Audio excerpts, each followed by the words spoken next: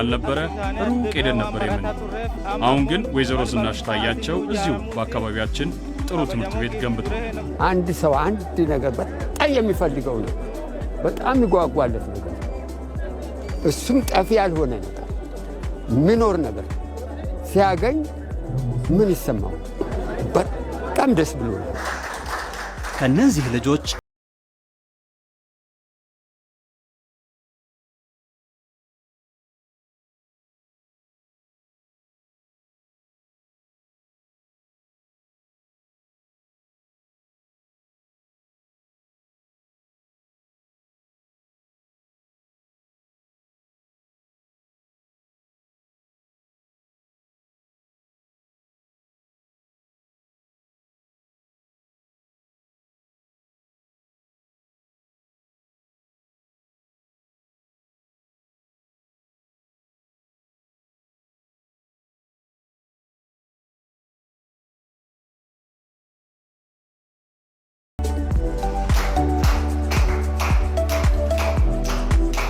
የቀዳማዊት እመቤት ጽሕፈት ቤት ባለፉት ዓመታት በሀገር አቀፍ ደረጃ ካስገነባቸው የሁለተኛ ደረጃ ትምህርት ቤቶች ውስጥ 7ቱ ከመደመር መጽሐፍ ሽያጭ በተገኘ ገንዘብ የተሰሩ ናቸው። ጠቅላይ ሚኒስትር ዶክተር አብይ አህመድ ያኔ በመጽሐፋቸው መነሻ ላይ ያስቀመጡት ሐሳብ